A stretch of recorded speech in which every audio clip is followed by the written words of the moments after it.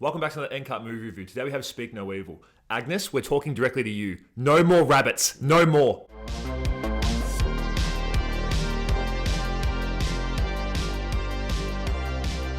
The setting is countryside Italy. You're on a picturesque holiday with your family. You're supposed to be happy, right? Everything's supposed to be amazing.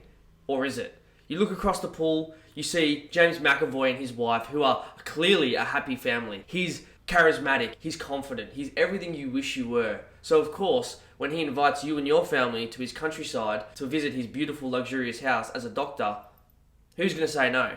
Not us. Not us. And straight off the bat, that's sort of the feeling this movie is setting for you. Is everything as good as it seems? Is the grass always greener on the other side when you see these perfect sort of couples or perfect sort of people, their lifestyles? This movie probably is sort of looking at real life as well when you look at like social media and how everything always seems perfect on social media. James McAvoy plays Paddy in this movie, and I mean, if you've seen Split, he's essentially his 14th personality in this movie. He's Patricia, he's whatever. He's acting as a guy who seems like he's got it all. He knows all the answers. He's this carefree, laid-back guy, but there's moments in the movie where cracks show, where you're like, whoa, where did that come from? That's not exactly the character that you showed in the first 5 minutes of this movie. It's not just the acting side of this movie that makes him look like he's got everything going for him. It's the way he looks in this movie as well. I mean, the guy is just a hunk in this movie, and it comes across on the screen through the way he acts and the way he looks. Well, that is very sweet of you to say.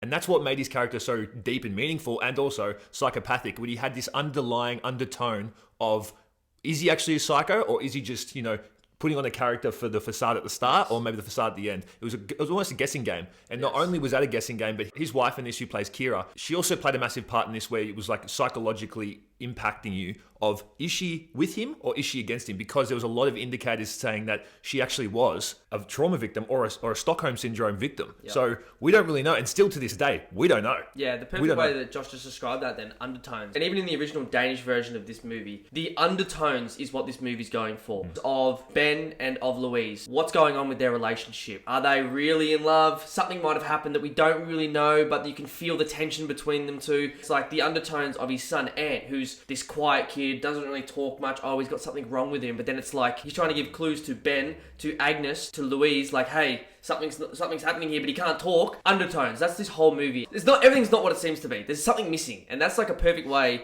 that this movie sets you on edge. And also throughout the movie, you're just like waiting for the next scene, for something to happen. Like, what's going to happen? Because the undertone is something's coming. And a big thing for me in this film was the hypocrisy. When they used to have kids playing like normal kids, and the parenting difference was the biggest indicator, because it was a psychological effect on you through this film. When Ben and Louise were parenting their kid, it was coming from a loving aspect, it was a nurturing aspect. And then you complete the flip side of this, where James McAvoy and his wife were parenting very hard style, very, olden days. It was, do this right. If you don't do this right, the perfectionism goes out the door. But then, they play off a juxtaposition of those parenting issues, and then issues like arise from that as well. That type of aspect was interesting too. Yeah. It's the gaslighting. Like, throughout this whole movie, my God, James McAvoy's character knew how to gaslight. You don't criticize other people's children, you should say sorry. It's okay. I'm sorry, Louise.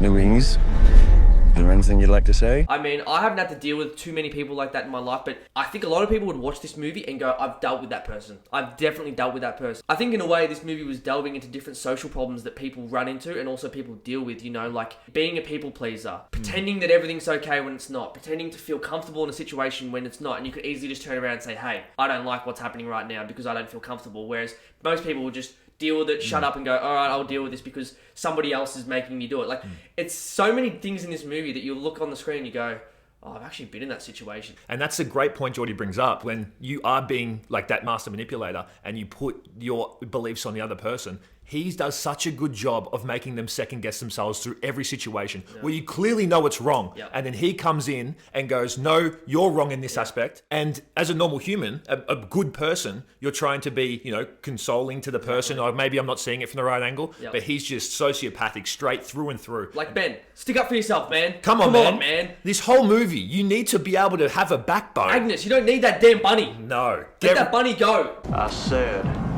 put the bunny back in the box.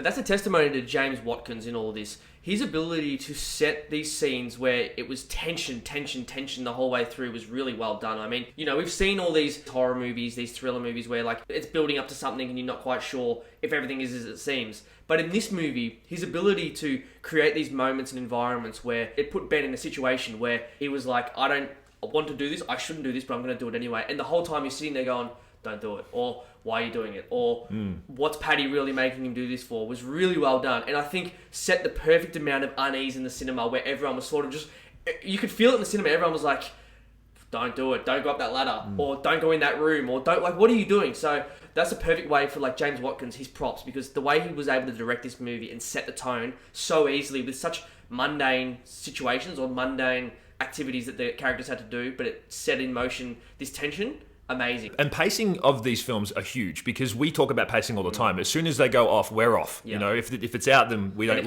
And it can go too long, or it can have too many scenes. Yeah. Or scenes that work too either too long, like Horizon, all the time, or scenes that work perfectly, like this film. Or they're just filler and it's a nothing scene. Yeah. Literally, it doesn't add anything to the film. But in this film, it did. It really had you anticipating every move that they were making, and that's a bigger testament to even the acting in this, as we've spoken about James. But his kid, who was trying to tell them the entire time something is wrong, and they were picking up on it. But when you get to this scene, the climax and the change of pace, because I didn't think that I was going to get this scene, but that change of pace really put me into this film thinking, oh shit, now what's going to happen? This is the next big thing, or is it going to go to a dead end? Because once again, this movie just kept you guessing the whole time. I love those about films, those psychological thrillers. And they sold the ending too. Like, it's so easy for these movies to build up this sort of great momentum or great storyline, and then at the end it sort of becomes nothing.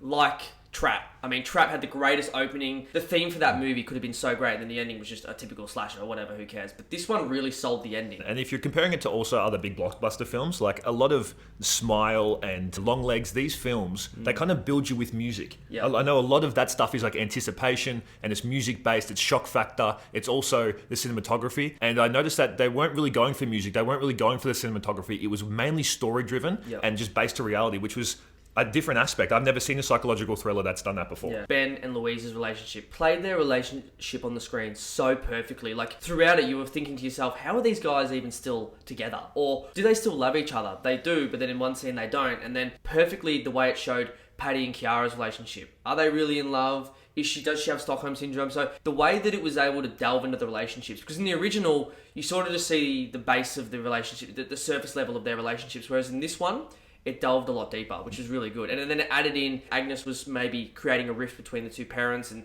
so it just had more plot line and more fleshed out characters, which, I mean, always works out well in a movie, especially in a movie like this. And the characters had good payoffs, I thought, in this as well. But also, James McAvoy carried this fucking movie. 100%. And his role in this was just incredible. You can just see when he's in a movie, he just lifts everybody else up with him. He was amazing. I mean, Split, he was amazing as well. But in this movie, it could be Split 3 for God's sake, and he was just as good in it. If I was watching this movie, I would think to myself, Ben, listen to your wife's intuition, man. She can feel something ain't right. It's that typical like buddy thing where you want to impress the person you're with because you think that they're doing better than you, or you want to come off as a cool guy, and that's when you're isolated and alone. You're like a loser.